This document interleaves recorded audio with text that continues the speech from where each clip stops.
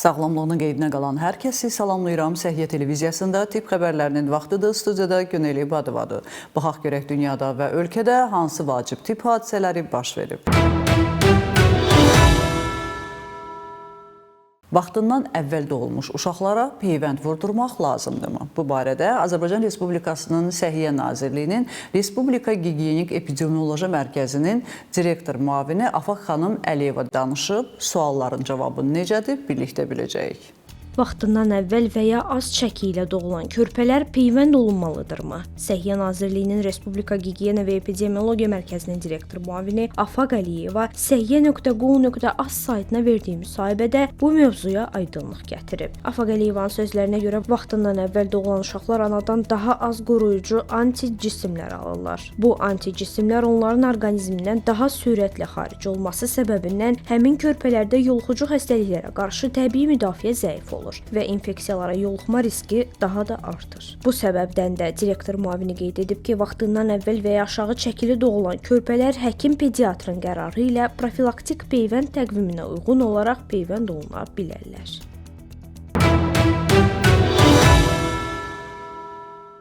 Parla Əczaçılıq şirkətinin baş direktoru Araş Nusrati STV xəbərin qonağı olub və öz şirkətlərinin eyni zamanda Azərbaycanın yeni bir uğuru haqqında bizimlə paylaşıb. Baxaq görək, həmin bu şirkətin Səudiyyə Ərəbistanı ilə idxal haqqında qarşılıqlı anlaşmaları nəyə əsaslanır və ümumiyyətlə bu şirkətin daha hansı uğurları var? Bu barədə baş direktorun özü danışıb. İzləyək. Parla Pharmaceutical şirkəti Kiçik və Orta Biznesin İnkişafı Agentliyinin həmsədrliyi ilə 28 aprel 2025-ci il tarixində Ər-Riyad şəhərində keçirilən Səudiyyə-Azərbaycan Birgə İşgüzar Şurasının iclasında iştirak edib. Şirkət Kobiyanın dəstəyi və təşəbbüsü ilə National Development Group Holding ilə anlaşma memorandumu imzalayaraq Azərbaycanın əczaçılıq sənayesində mühüm bir mərhələyə qədəm qoyub. Bu anlaşma ilə Azərbaycan istehsalı olan yüksək keyfiyyətli biotexnoloji və onkoloji dərmanların Səudiyyə Ərəbistanı, eləcə də Yaxın Şərq, Körfəz və Afrika ölkələrinə ixracına başlayır. Mövzu ilə bağlı Parla Pharmaceutical şirkətinin baş direktoru Araş Nusrati STV xəbərə danışıb. Biz dərmanlarımızı başqa ölkələrdə,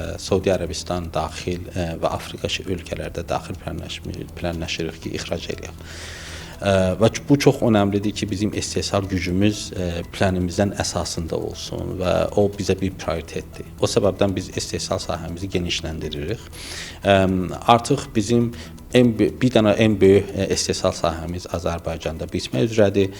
Maksimum 1 ilə qədər hazır olacaq. Avropa üzrə GMP sertifikatları olacaq və o olacaq bizim ən önəmli istehsal sahəmiz.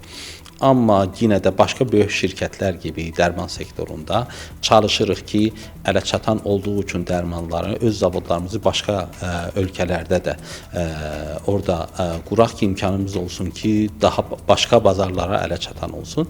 Səudiyyə Ərəbistanda onun bir nümunəsidir. Araş bəy dərmanların hazırlanmasında yerli alimlərin də yer aldığını vurğulayıb. Bizim biotexnoloji və onkoloji dərmanlarının istehsal prosesində yerli elm potansiyelindən ən yüksək istifadəmizi edirik. Gənc təhqiqatçılar, elm adamlarından fərqli proseslər hazırlamaq üçün biz o potansiyeli istifadə edirik. Misal çəkirəm, keyfiyyət kontrolu və keyfiyyət nəzarəti bizim yerli elm insanlardılar və artıq bəzi mərhələlər elmi təhqiqatlar.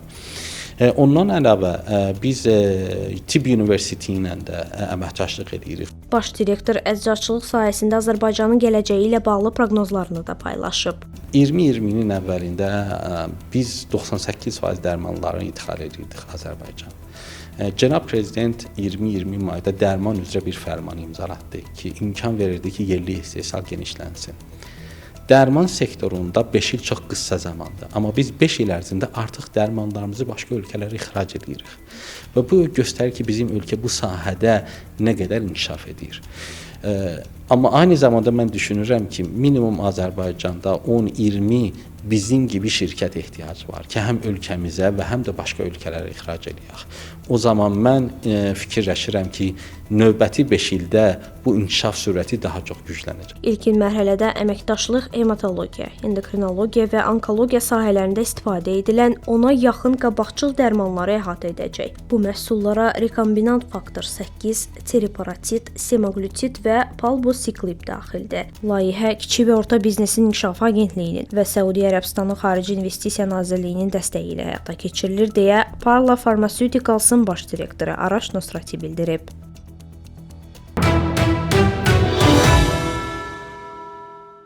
Gözlərini uşaq vaxtından həndəvərindən çıxartmağa başladı.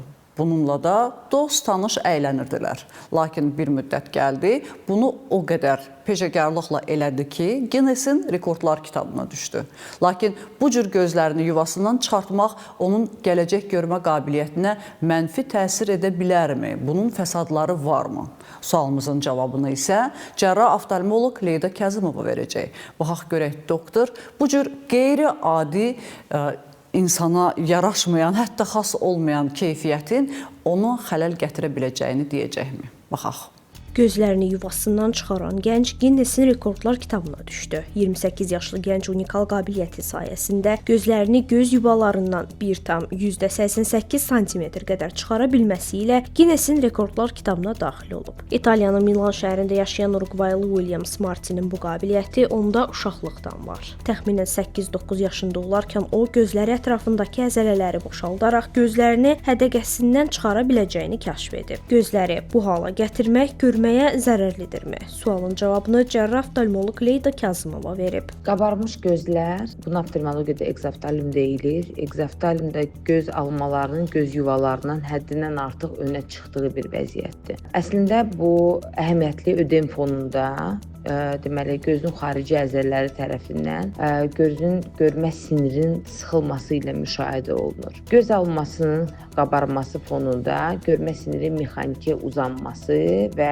yer dəyişməsi və bu proses də tədricən təkrarlanırsa, əlbəttə ki, bu ətrafı toxumalarda iltihabi proseslə də müşahidə olunur. İntraorbital, yəni gözün özünün daxilində təzyiqin artması müşahidə olunur. Hansı ki, öz növbəsində görmə siniri daima təzyiq altında saxlayaraq sinir liflərinin, sinir hüceyrələrinin məhvinə səbəb olur və torlu qişəyə kifayət qədər qan tərkizatı, qan tədarükü pozulması müşahidə olduğuna görə kifayət qədər qidalanma baş vermir. Qidalanma tamamilə pozulmuş sayılır. Yuxarı göz venasının damarının sıxılması nəticəsində də əlbəttə orbitanın yumşaq toxumalarında da bu iltihabi proses davam edir. Bu prosesi vərdiş edən bir insan, o gözü qismən də bu prosesə, bu hərəkətlərə adaptasiya edən bir insan ola bilər ki, gənc yaşlarında ya ilk dövrdə hər hansı bir fəsadı hiss etməsin.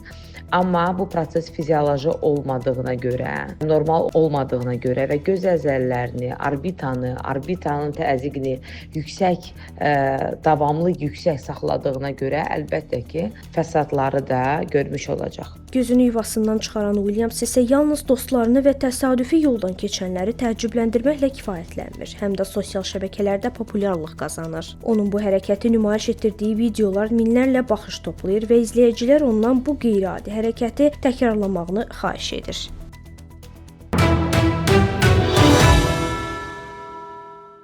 Təbib rayonlarda 400-dən çox xanımın süd vəzi xərçəngi ilə bağlı müayinələrdən keçməyinə səbəb olub. Detalları birlikdə izləyək. 400-dən çox qadın süd vəzi xərçəngi ilə əlaqəli tibbi müayinələrə cəlb olunub. Təbibin təşkilatçılığı Paşa Holding, Paşa Sığorta, Gəncə şəhər icra hakimiyyətinin dəstəyi ilə Azərbaycan Respublikasının 2022-2026-cı illərdə sosial-iqtisadi inkişaf strategiyasında nəzərdə tutulmuş onkoloji xəstəliklərin erkən mərhələdə aşkarlanmasına dair tədbirlər planına əsasən süd vəzi xərçənginə sinə gəririlik layihəsi keçirilib. Məlumatı təbib yayıb. Gəncə şəhər Birləşmiş Xəstəxanasının nəzdində Abbas Səhət adına xəstəxanada həyata keçirilən süd vəzi xərçənginə sinə gəririk layihəsi çərçivəsində 25-65 yaş qrupuna daxil olan ümumilikdə 400-dən çox qadın ödənişsiz həkim-onkoloq, süd vəzinin ultrasəs müayinəsi və seyyar mammoqrafiya müayinələrindən yararlanıb. Layihə çərçivəsində qadınlar arasında süd vəzi xərçəngi ilə mübarizə üsulları barədə maarifləndirmə işi aparılıb. Süd vəzi xərçənginin müalicəsində erkən diaqnozun önəmli olduğu insanların diqqətinə çatdırılıb. Qeyd edək ki, layihənin ilk mərhələsi işğaldan azad edilmiş ərazilərdə Füzuli şəhəri və Zəngilan rayonu Nağalı kəndinin sakinləri üçün həyata keçirilib deyə təbibin yaydığı məlumatda bildirilir.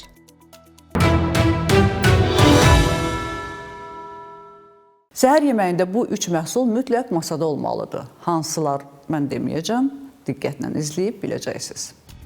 Səhər mütləq yeyilməli olan 3 məhsulun adı açıqlanıb. Böyük Britaniyalı diyetoloq Paula Martin səhər yeməyinin vacibliyini vurğulayaraq günə sağlam başlamaq üçün menyuda mütləq şəkildə 3 əsas qida növünü yer almalı olduğunu bildirib. Meyvələr, tam taxıllı məhsullar və süd məhsulları. Meyvənin bir hissəsi orqanizmi C vitamini, lif, fol turşusu və antioksidantlarla təmin edir. Bu həm maddələr mübadiləsini sürətləndirir, həm də bağırsaqların sağlam fəaliyyətini dəstəkləyir. Tam taxıllı çörək, yulaf sıyığı və digər taxıllar aşağı glisemik indeksə malikdir. Bu isə iştahın tənzimlənməsinə və qanda şəkərin səviyyəsinin sabit qalmasına kömək edir. Süd məhsullarından isə sadə şəkərsiz yoğurt, pendir və ya kefir tərkibindəki zulal sayəsində əzələlərin saxlanmasına, toxluq hissinin artmasına və hormonal balansın qorunmasına dəstək olur.